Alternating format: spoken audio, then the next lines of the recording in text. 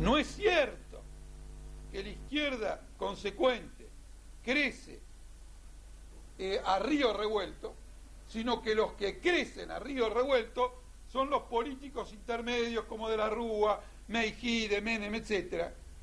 Ellos crecen porque ellos crecen en el ambiente de confusión del río revuelto, en el ambiente de ignorancia del río revuelto, en la falta de claridad del río revuelto. Cuando los pueblos logran concretar una experiencia histórica y sacar una conclusión, y entonces el río deja de estar revuelto, la izquierda revolucionaria emerge naturalmente como la conducción de la nación. Es al revés de lo que dice la propaganda oficial. Perón entrega el poder por esta causa. Entonces, quien entrega el poder, ¿qué voluntad puede tener de volver? ¿Quién se fue para no atizar los conflictos agudos que tiene el país? ¿Quiere volver? Durante 18 años, la consigna a la vuelta de Perón fue una trampa nefasta para impedirle a los trabajadores tener claridad sobre el rumbo político a seguir.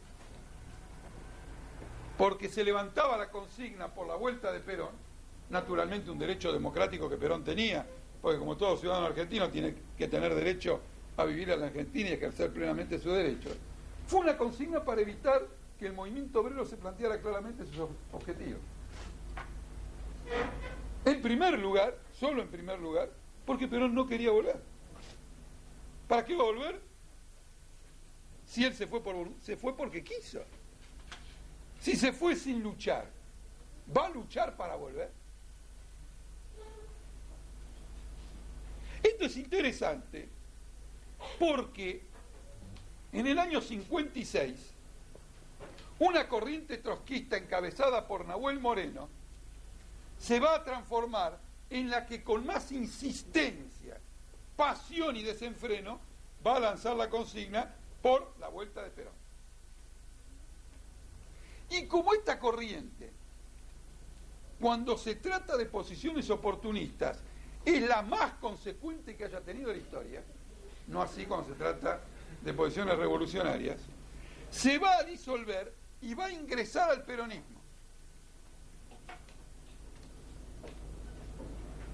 Y se va a declarar una tendencia más del movimiento peronista, con la consigna de la vuelta de Perón.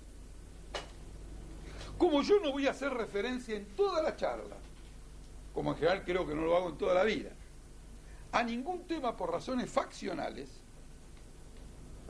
¿por qué cito esto del morenismo? Porque en aquel momento en que empiezan a surgir las primeras ideas de lo que después va a ser el Partido Obrero, los militantes que actuábamos en aquella época, sin que el Partido Obrero existiera, teníamos una posición contraria a la consigna de la vuelta de Perón. Y dijimos algo, y teníamos 20 años, que fue una maravilla, porque nos armó para militar un cuarto de siglo. Perón solo va a volver a la Argentina cuando tenga que detener una revolución obrera. ¿Se entiende? No va a volver para impulsar una nueva causa popular, sino que recién va a volver cuando la causa popular, que progresó a pesar de él, se desenvuelva y no quede más recurso que Perón para estrangularla. Así quedaron definidas dos posiciones históricas en el campo del trotskismo en relación al tema más importante de la historia argentina en ese periodo. Permítanme que les haga una reflexión adicional. Ustedes saben que grupos trotskistas hay tantos como variedades de flores. Pero nosotros desde muy chicos nos opusimos a crear grupos trotskistas. Siempre considerábamos mejor tratar de corregir un grupo trotskista que existe que fundar uno nuevo.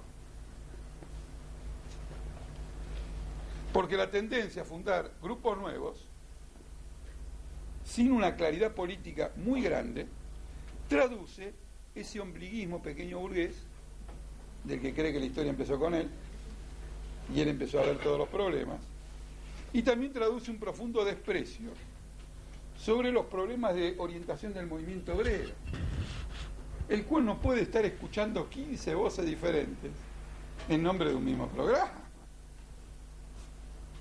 Cuando alguien dice voy a fundar la verdadera organización y esta sí va a llevar adelante, se olvida que hay otras que en nombre del mismo programa más o menos dicen cosas parecidas.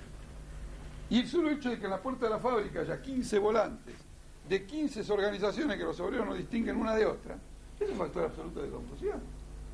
Totalmente de confusión. Si nosotros nos decidimos a crear una nueva organización, fue en virtud de esta divergencia política estratégica con el morenismo. El morenismo era una corriente del peronismo y nosotros queríamos luchar por un partido obrero. Y el morenismo, luchaba por el regreso de Perón y nosotros denunciábamos el regreso de Perón como un instrumento del imperialismo. Si hubiéramos estado en el mismo partido, nos rompíamos. Hubiéramos dado la batalla adentro. Pero tener que entrar ya con esta divergencia es imposible.